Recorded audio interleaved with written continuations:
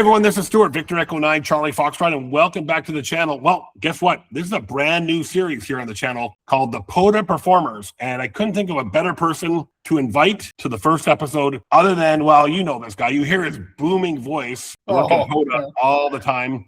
This guy needs no introduction whatsoever, but I'll introduce him anyways. Kevin, Whiskey 0 Kilo Echo Germany, otherwise known as the Kegman. And I'm sure there's a story in there, but I'm sure you'll tell me. Anyways, my friend, welcome to the program. It's great to finally put a face to the name. Sorry about that. That's the only face I have. Good morning, Stu. It's a privilege and an honor to talk to you, my friend, and to meet you too, and put that wonderful face to your call sign. Thank you for the invitation. I saw you on another podcast a little while ago. You were interviewed by somebody. I can't remember who it was now, but you were talking about hunting and doing your first activation. Anyway, you got one of the most recognizable call signs, and the other one is my good friend Steven, Victor Echo 3, Papa Tango Alpha. Yep, you got to say it correctly. Victor Echo 3, Papa Tango Alpha. Steven from Ontario. One of your neighbors. I had a chance a couple years ago to meet with him, but something came up and I got sidetracked and I couldn't go and meet with him. But full intention to get together with him. Anyway, he's always like you. He's always on, always hunting. So tell me a little bit about your journey in ham radio. How did you get started in this fascinating hobby? Well, I got started with CB radio. It was kind of my first steps into more formal radio, and just loved it. I had some friends who had CB radios, and I got into scanners. I had a bunch of scanners, which gave me an opportunity to kind of find out what's going on in the neighborhood. And then more recently, I've been a ham for about 2 years. I think April or May will be my second year anniversary. My scanners weren't working, and so I decided to go online because of analog and digital and all that stuff. They were old. So I went online and found some HTs, and I thought, well, I'll just scan with the HTs. So I got a Yaesu, Baofeng, Radtel, and just turned them on and started to listen. Well, I found out that Stillwater, or Bayport, which is just a couple of miles down the road. In fact, I can see the tower from my house. They have a repeater, a really nice repeater. I contacted my cousin, John, who is big into ham radio, and he and I are very close, and I love the guy. And he gave me some ideas on programming the HT so I could, hear better the repeater. And then he recommended that I go talk to the SARA guys, Stillwater Amateur Radio Association. And they're great guys. And if you're ever in Minnesota, you got to come visit. Because I tell people there's a pizza and a beverage in it for you if you come visit. And they just got me started. They got my license, helped me get my licensing, got me my first radio, which was a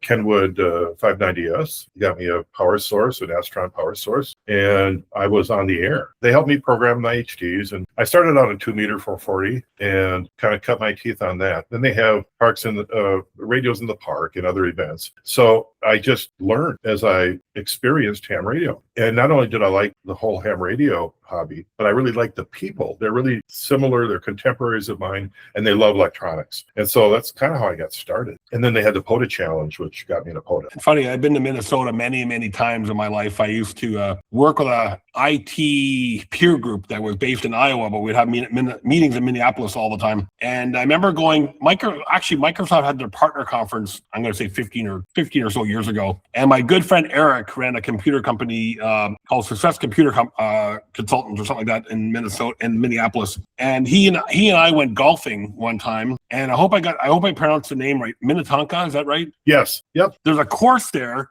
I still remember it.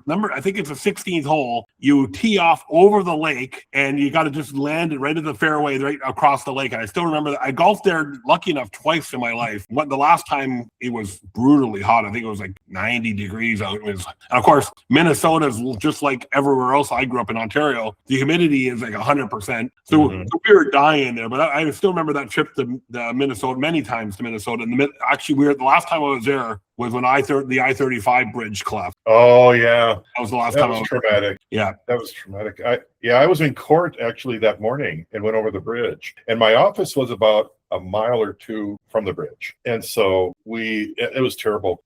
Some of my employees at the time were going to be leaving when it went down. But it was really traumatic and loss of life, terrible. But all of a sudden you hear all these emergency vehicles, and we're talking, tens and 15 and 20 emergency vehicles, and you didn't know what was going on.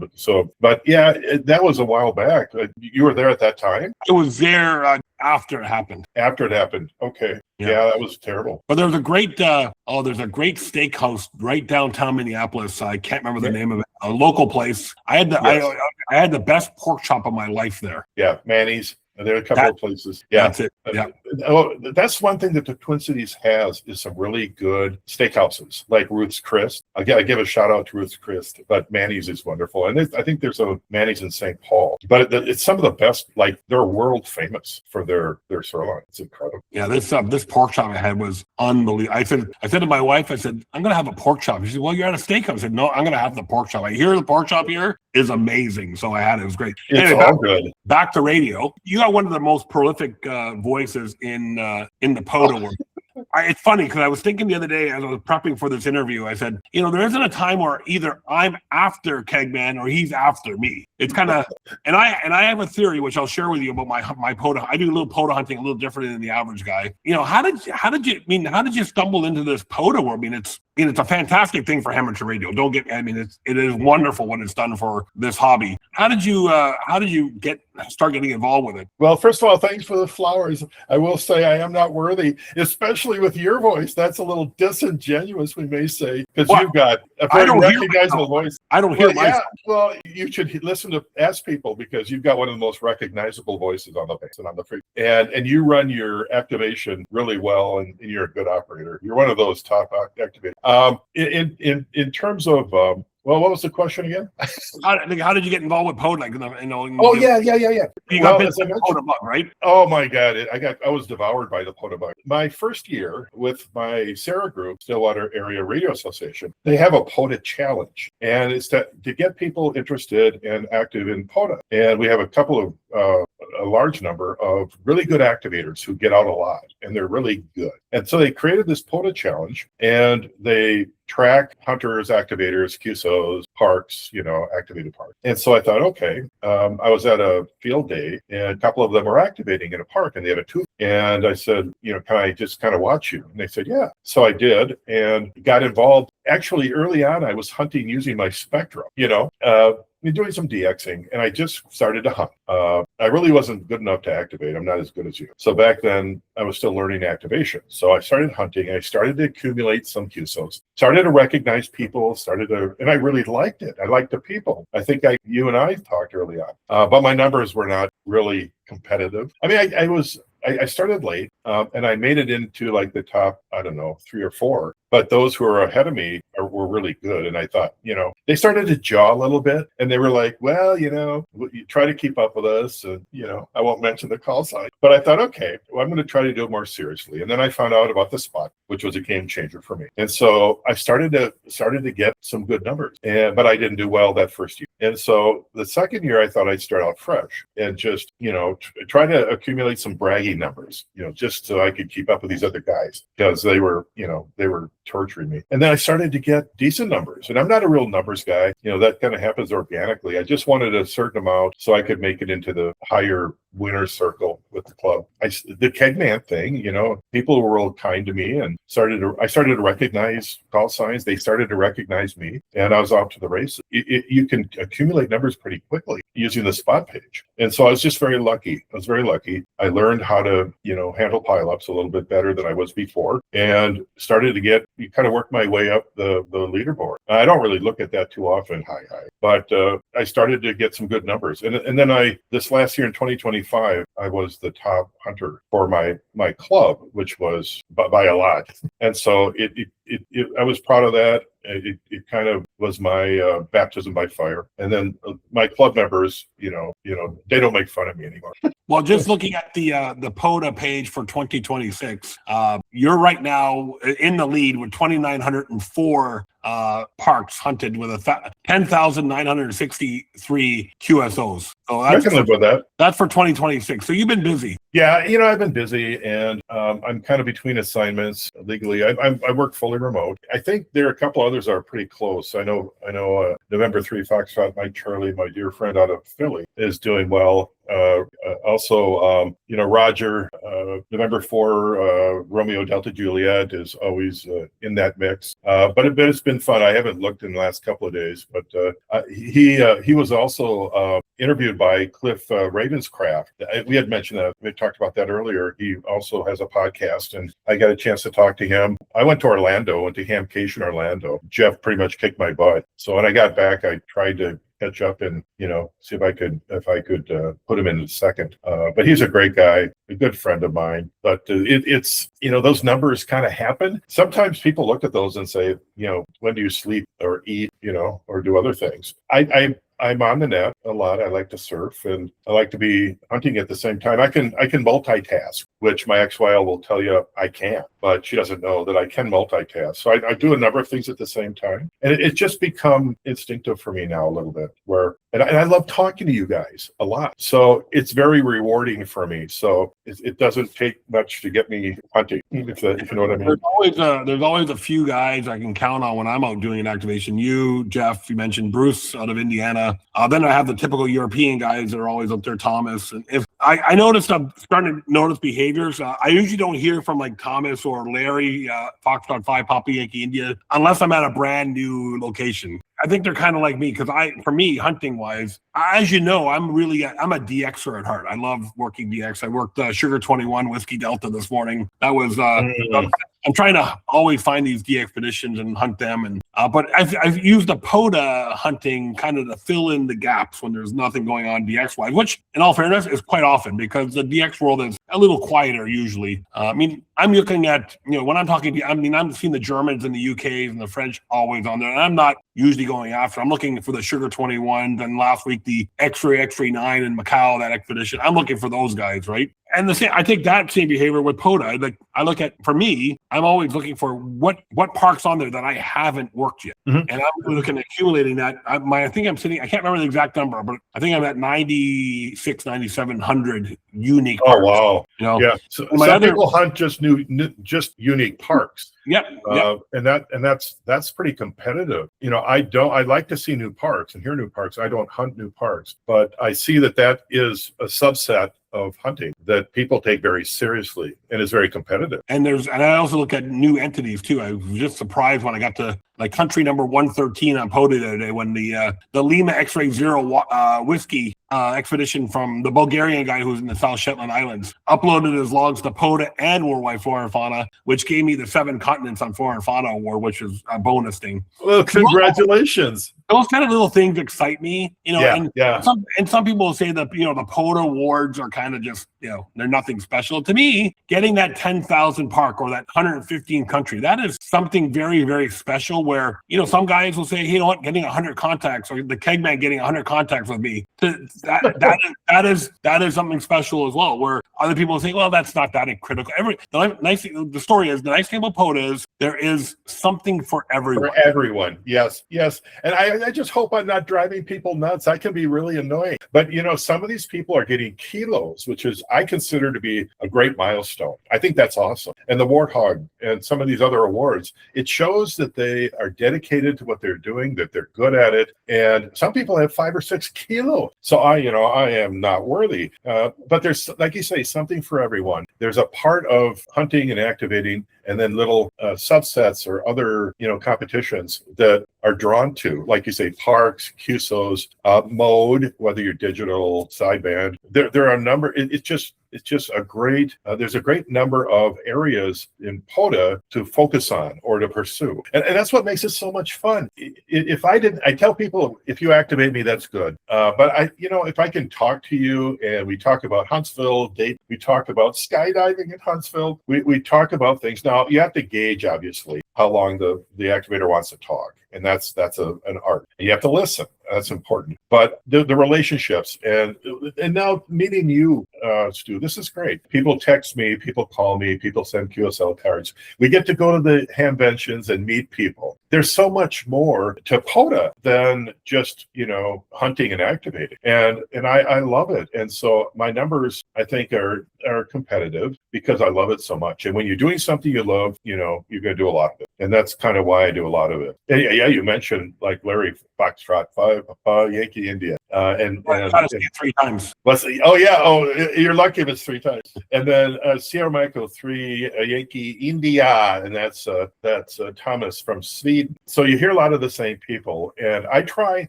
Activators feel differently about this, and of course I'm rambling again. And again, that's the Kegman's reputation. But I like to relay. If the activator permits relay, some do, some don't. They come in pretty well. And if you've ever seen some of their QRZ pages, they have antenna farm. I'm hearing a lot of DX, and recently I heard a lot of DX, and I want to talk to you about a DX antenna because you're the king of DX. But I do want to do more of that. But POTA has just been a surprisingly wonderful way to be on the radio, meet people, talk to people, and develop relationships. And that's really the key for me. And if you think 5 or 6 kilos is not worthy, I won't tell you how many I have then.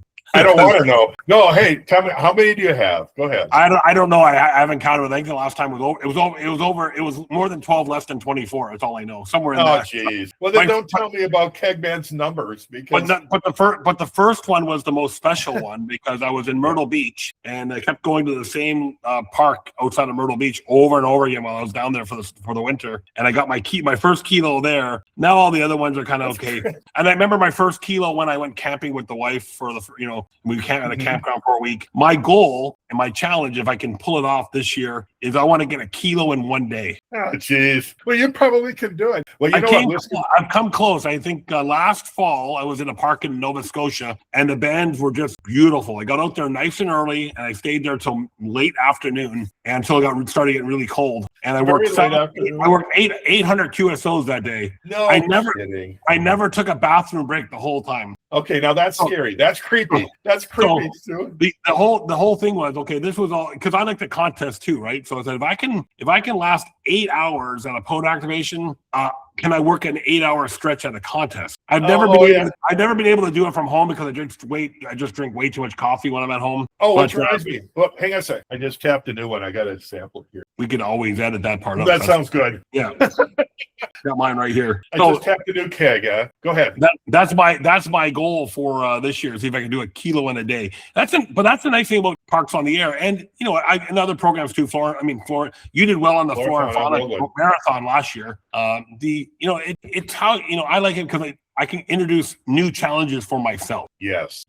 And I need to challenge myself a little bit more. But you know what? That kilo, having that many kilos, that is awesome. I consider that to be the pinnacle.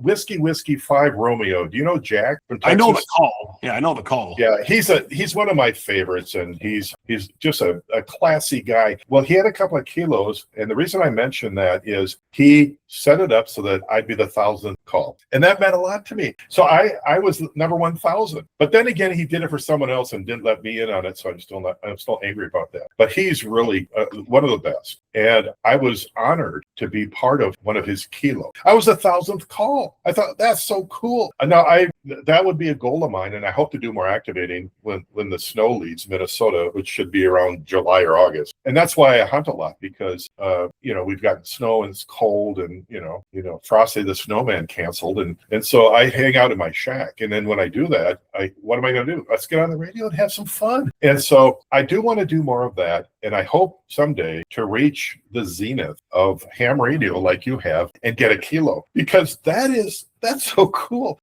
That is above and beyond. You know what I mean? It's above the other. And I try to kind of sneak my way above others when I can in my business and other things, not always successful, but those are accomplishments. And POTA affords us a number of ways of accomplishing things, and I consider the kilo to be one of the top accomplishments for ham radio operators, activators, and whomever else, second ops, whatever. It's great. And that's the beautiful thing about it is that everybody sets their own goals and their own targets. And for me, it's I want to get. I think I got 115 DX entities now. I'm just waiting for kidding. POTA 8 to upload his logs. And when the CY0 expedition gets back and uploads their logs, that'll be 115 for me. So I'm just waiting for 2 active. Victor POTA 8 was a month ago, and he still hasn't uploaded his logs yet. So I'm waiting.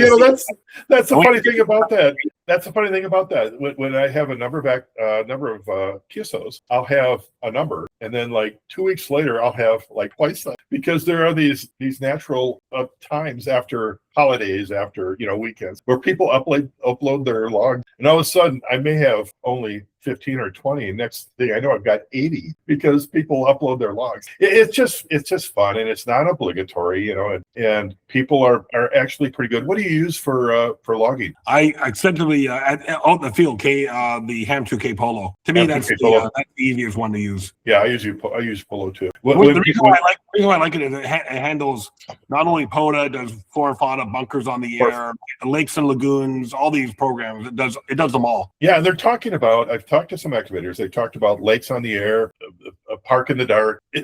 People are so creative, not only with their call signs and how they hunt, but there are ways of expanding POTA, and including, like I love summits on the air, that. And now they're talking about having other on the air categories. And isn't it fun? It's just so cool. And it's boundless. And so I am really anxious to see what other other goals and other on the air type opportunities are out there. So I think that's going to continue to evolve. Well, from the question around mentorship for those who are just getting into parks on the air, what tips can you share from, I'll call you a seasoned professional hunter, I'll call it a seasoned hunter. What can you share with the guy just getting started with, hey, they're spinning the dial, hearing this guy called CQ POTA and saying, what do I do? Yeah, well, I am seasoned, but not necessarily in ham radio. I would say get a good logging program and get your logging together. Get what you're going to need to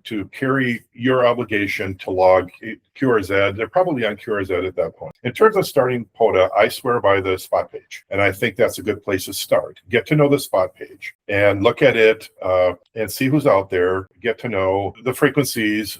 Obviously, 20 seems to be the primary frequency. 40 is popular. Recently, 17, 15, and 80 and 10 are used a lot. The first thing I would start with is to listen. Listen. I tell people I've got a framed piece of listen paper in my shack. That's the most important thing, is to listen, so that you're not walking on people. You're being courteous. The courtesy is really the key. And then to kind of listen to how people hunt, how people get pulled in, how people activate, so that when you start hunting or activating, you follow the rules. And there's a lot of rules, and a lot of it has to do with common courtesy. And I say to people, kind of new hams, that's important. I think the reputation of a ham radio operator is very, very important. Not only your own reputation, but observing courtesy and showing respect to the other ham operators. And there are various rules that I follow. Most of the time, of course, I'm a repeat offender sometimes when it comes to not following the rules. But rules like respect our sister operator. And if there's a YL that's hunting, be prepared to stand by. Be prepared to stand by for QRPs, for other like mobiles. Get to know the rules. I think before you do anything in life, you should understand what the rules are, both written and unwritten, and then do it. And that's what I did. Call in. You're going to make mistakes. Don't let that slow you down. Talk to people you respect. Join a club. If you're probably a member of the club by that time, and talk to them and find out from them the most effective and courteous way to hunt or to activate. They're happy to help you. And then start, and be proud of what you do and get to know the people. And lastly, and we talked about this a little bit, as part of listening, you don't want to be kind of a hit and run hunter, in my opinion, but some people out there trying to get a kilo, and boy, I'm going to watch with great interest you trying to get a kilo in a day. But if that happens, you're going to say, okay, Whiskey 0 Kilo Germany, 5-9 Mike November. I'll say 5-9 wherever your QTH, and I'll say 5-9 Mike November. Thanks, dude. Boom, you're done. And you recognize that they have a purpose for getting people in and out. But then there are those who say, hey, how are you? Or how's the Kegman today? Or what's your weather? That too is an opportunity, if you recognize it correct, to talk a little bit, but then not linger. All right. And there are those who will linger and say, oh, my knee's been hurting me, and I doggone taxes, and you end up with a rag chew. I think you need to be sensitive to how long the activator has and wants to talk. So I think that's an important skill. And I try to observe that, especially with those who, want numbers, or they're on a road. They've got 10, 20 parks, and they just can't sit and talk to the Kegman, nor do they want to. So I try to get in and out. And I think that's an important sensitivity that a good hunter and even a good activator has. And when I hear people, every time say 57 Ohio 73, and I think they're missing some of the spice and flavor of those who may say, "Hey, Kegman, how are you?" And I'll say, are you going to be in Dayton? You guys going to be in Huntsville? If I feel that that's an appropriate extension of that QSO, I love it. But I try not to if the activator doesn't want to. You know what I mean? And I think you raised a good point there. Is understanding the activator's style, because you got those husband and wife that are going out because it's a date night for them, right? Yes. And they're just happy. And again, there's nothing wrong, not my style, but it's nothing wrong with it, of getting 25 or 30 QSOs and then going out to dinner, and have a conversation with the Kegman when he stops by for a couple of minutes, right? And I as a hunter, I appreciate that. If I need that park, because like I said, I hunt new parks really only. If I hear it and I already have the park, it's like multiple operators. If I have that park, I'm probably just going to spin the dial and go next to it. But if I need it, I'm going to have to be appreciative of their style. That some guys like to pass the mic to everybody. Yes. And some I can get away with all operators 5'9", right? All up. Yeah. And they're okay with that too. So understanding their style is very important. As from working me, I'm no nonsense. I'm contest style, right? It's 5'9", 5, and that's my style, because I'm using parks on the air activations not only to do parks on the air, but also practice my contest skills. So that when I'm in a contest like WPX last weekend, and I got a barrage of people calling me, I've experienced that already. I know how to pick out voices, pick out numbers, pick out letters, right? Yeah. So I use it for a different reason than say the casual Peter, or not Peter, my friend Peter's Phe9CZ is much like me too, right? Yeah. But Steven, Papa Tango Alpha, he's kind of the more laid back, casual. Yeah. So when Steven calls me, I'll say, "Hey, Steven, how you doing? You're 5'9" into your New Brunswick." Same with you. I'll do a little bit more dialogue. But if it's somebody I don't know or recognize, I'll just give them hey, 5'9" into the park in New Brunswick, or 5'9" into New Brunswick, or whatever, right? And move on. Again, if I'm trying to work a kilo in a day, I don't have a lot of time for chin wagging, right? No. And you know what? Like you say, there are a lot of husband and wives, or husband and girlfriend, or significant other, and like Carrie and Ray, and Blackstrap Radio. I just love talking to them, and but they're kind of they move a lot of parks. But like you say, you listen and you find out what the style is. The style, I think, pertains to relays. It pertains to how long the QSO is going to last. And a lot of these guys are real serious. They're much better than I'll ever be in terms of a 20. Can you imagine a 20 park rove or a 10 park rove? I've done it. Yeah. Oh, I'm sure you did. And I hope to someday to be worth. But they have a way of pulling people in and moving on. And I think the worst infraction on my part is to not be sensitive, not to know what their style is, not to be sensitive to it, and to unduly, lengthen the QSO, because they're so courteous. And I really mean that. They will not cut you off, really. And I should be cut off a couple of times, but I'm learning. But some of these operators, they happen to be on their spectrum, and they saw a good signal and they called in. And so they want to talk. And that's okay if the activator wants to talk, and sometimes they will. But there should be a sensitivity to that because people take it seriously. People invest in radios, in antennas, in gas, in park entry fees. Time, yeah. And you got to be respectful of that. And I try over everything else to listen and to be respectful, because I like these guys. I like you, and I respect you, and I want to show that. And so one thing I noticed is, when I first got into ham radio, I was much younger. I was in my 20s, and then I started a family, got married, and started running my own business, and things life got on the way. But now that I'm in my late 50s, heaven forbid, right? I'll be older next week than I am this week. It's kind of scary, right, to look at that. One thing I'm realizing is a lot of amateur radio, and maybe I was blind to it when I was younger, but a lot of this is all they got. Maybe their spouse passed away, and this is all they got, right? Is to go out and do parks on the air or hunt parks, and that's their social, right? And so, I mean, as much as I'm a quick run and gun type guy, I have to be thoughtful of that. This guy who wants to have ask me about the weather. Okay. Maybe because I'm one of his only people he's talking to all day. Well, you're fun to talk to too. That too, yeah. But I have my moments. Yeah. Well, more so on a podcast than on. It's funny. I'll never slow you up. I had a guy ask me last week. This is the smart ass in me, right? Guy asked me last week. When I go and do Parks on Air, I don't call CQ POTA by design because I want to track more, right? But I had a guy call me and said, just didn't even identify. He says, "Are you POTA?" And I said, "No, my name is Stuart. How are you?" Of course I could have said, "Yeah, I'm at a park," but no, I couldn't waste that perfect comeback. No, and of course you don't want to pass up those opportunities to be, kind of a moron. And I'm talking about myself. But that's the thing. The minute it becomes too serious, then it's time to go on and do something else. That's right. If people put up with me, one of my club members said, "Hey, you used the thing about the dog again. You used it 3 times. You need some new material."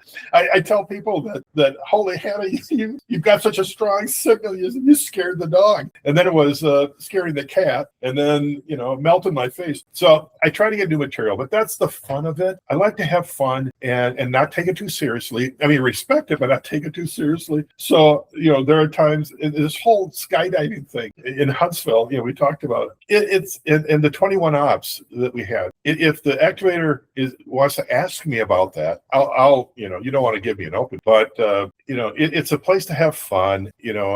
I tell people the YLs, our sister operators, that I'm going to follow them around. They say, "You follow me around." And I'm like, well, I'm going to follow you around because I like chatting with you in a non-creepy way. You don't want to be creepy, and sometimes I get creepy, and I try to say, well, whatever I'm saying, it's non-creepy. It's a chance to talk to people. And here in Minnesota, we don't have a lot going on. All right, and going outside is like dangerous to your health. So what am I going to do? I'm going to do something I love, talk to people I love, and hopefully not offend too many people. And if I could do that, it's a good day. So the whole point of Parks on the Air is to have fun. We all get that, and it's a little bit competitive at the same time.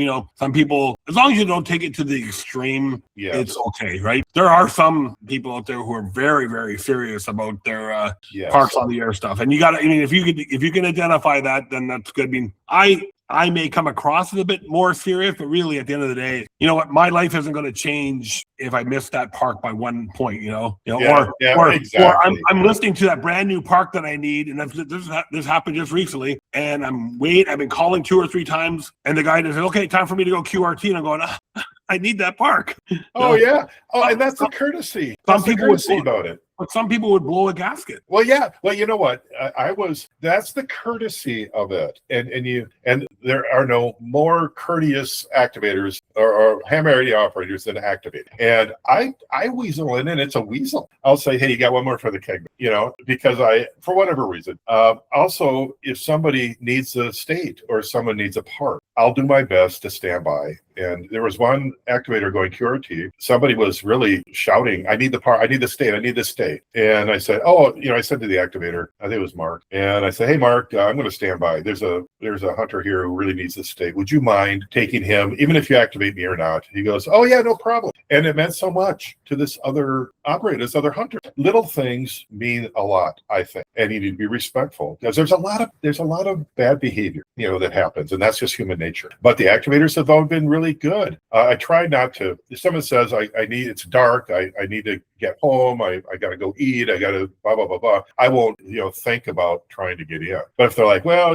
I've got my 10, I've got my 12, 14, I think I'm going to move to another park or move frequency." And then, of course, I'll weasel in because I'm a weasel. And I'll say, "Hey, Steve, hey, Stu, how about one more?" And I run the risk, and the activator runs the risk of other people saying the same thing, because next thing you know, they're back activating 5 or 6 hunters. But people are really good. No one said, "Go pound sand, Kegman, leave me alone." So there is that camaraderie. There's that courtesy, and it goes both ways. And you've been great, but I recognize your style as being kind of a numbers guy, where volume is important. And so I try to I try to respect that. But if you were to say, hey, Kegman, how's life treating you? I will enjoy greatly chatting with you and answering that.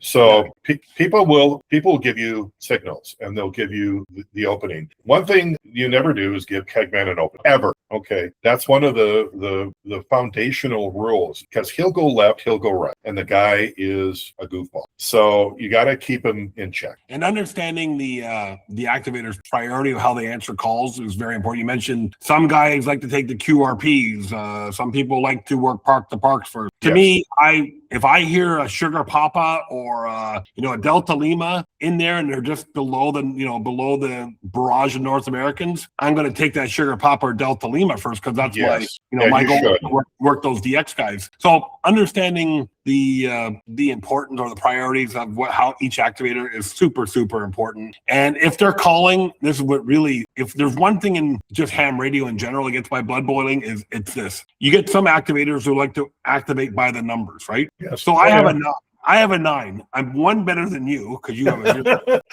But you're much better than I am. They start at 1, right? And they get all the 1s, 2, 3, and that's right.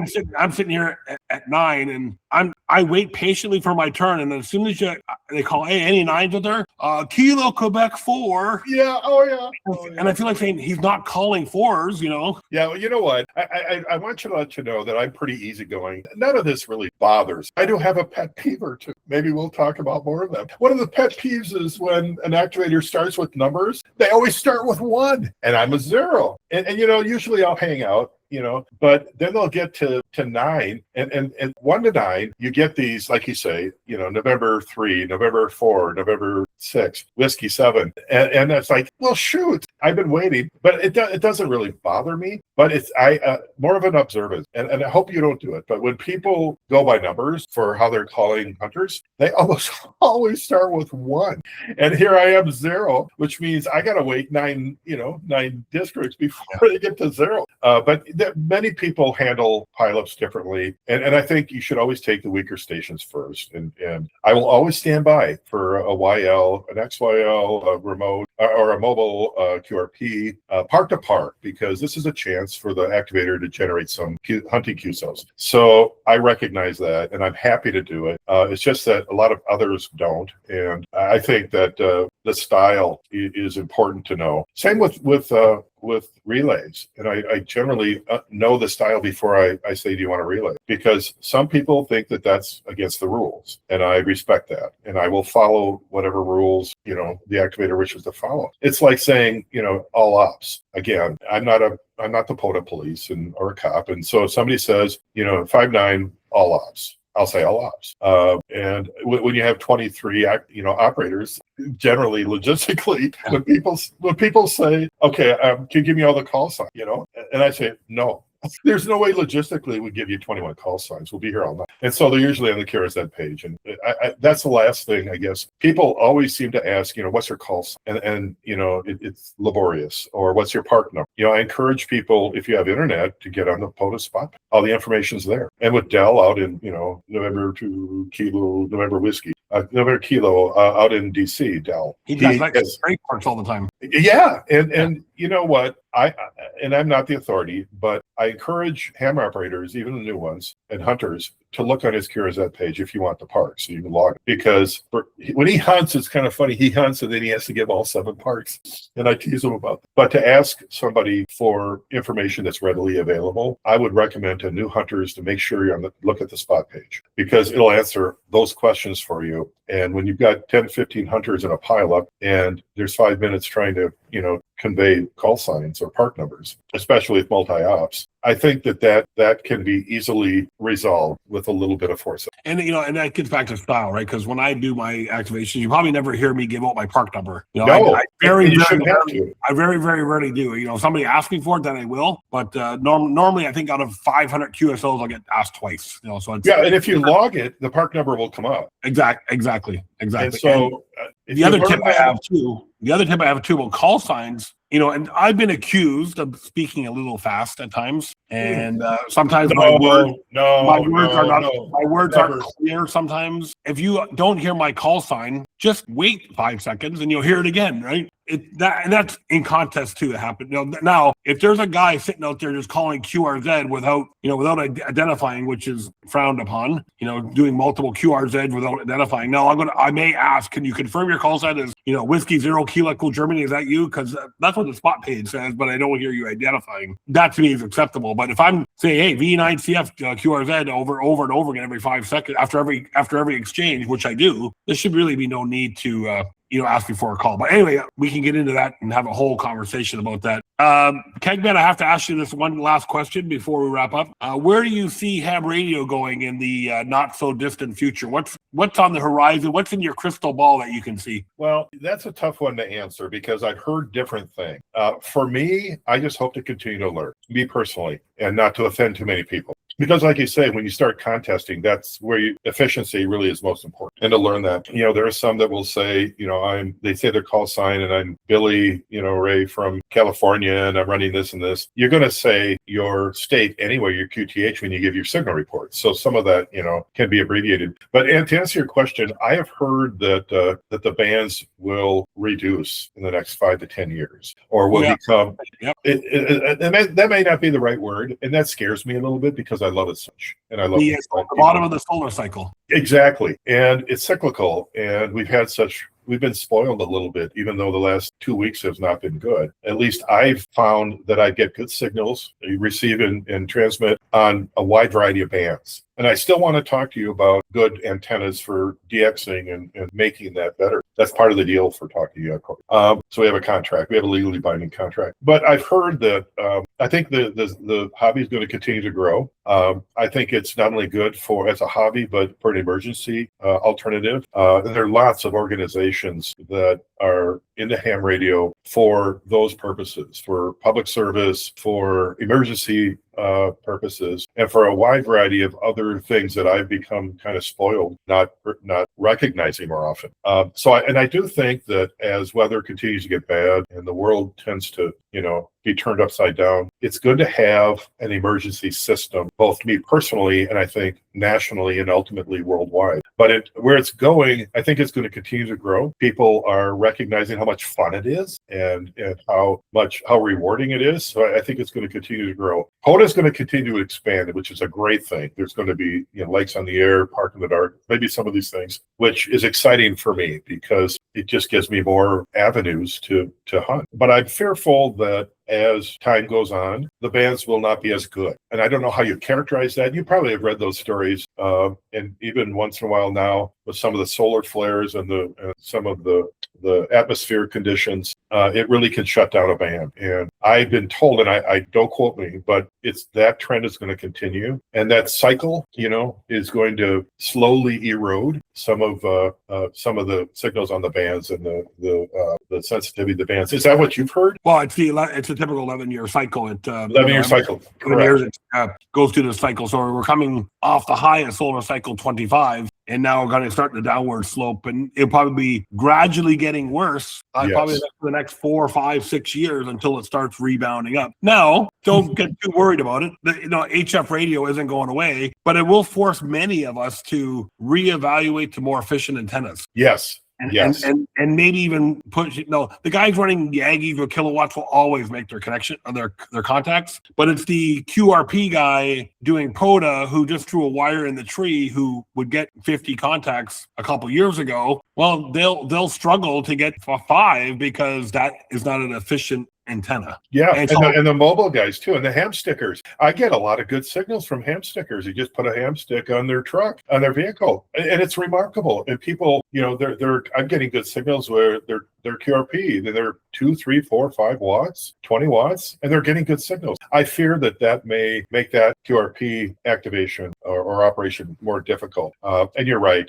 You now have agreed, and we want to put this on the record to help me with my XYL so I can get a tower like a 6 element. And I appreciate that. And do whatever I can for sure. So I'll be when we're done here, I'll put her on and you can talk now. There was a great video, my ham radio journey. He did actually reach out to me with an email about something else, but he had a great video a few weeks ago on QRP and POTA. And the QRP, I say the real serious I have a lot of respect for the real serious QRP guys. Yeah. Oh yeah. The guys who the guys who go out and do portable or work QRP from home, but they understand that, you can run 5 watts into a 10 dB gain antenna. Yeah. And that's like you're putting out 50 watts, right? It's like my friend Julian in Scotland, Mike 5, Juliet November Tango. I don't know if you ever heard him on the air. Absolutely. Yeah. But he only runs 25 watts. I know. And most of the activators run under 100. And he has a super high gain antenna that, a 10 dB gain on the antenna is 250 watts. Oh, okay. Peak, what they call it, affected radiated power, right? Right. I had to learn that when I did my advanced test here in Canada. ERP, yep. It's so important. It's so important to understand. And I don't want to go down the rat's nest of the 8-day extra, and I understand people have to learn these things. But back in the day when, I did my ham radio stuff, and I only got my advanced a year or so ago, because I sat on my basic with honors for 30 years. I did radio as a profession when I was in the military. So I learned all this stuff in the military. But, as you mentioned, going into a solar cycle, more efficient antennas are going to be, the important thing for people to learn. Yeah. Well, let me interrupt for a second, because I meant to mention this earlier. I make it a point, because it means so much to me, to thank you for your service, and your wife as well. You said your wife was military, and that's how we met. Yeah. Yeah. And that to me, and I see POTA pages with pictures of people having the Marine seal or the flag or some reference to being military. That to me is a calling above all others. And it means, and sometime I'll tell you how important that means to me with my family from a military standpoint. But I want to thank you, and I want to make sure I make that point. Thank you and your wife and all your brothers and sisters in uniform, either active duty or retired, because I credit people like you for my children sleeping safely,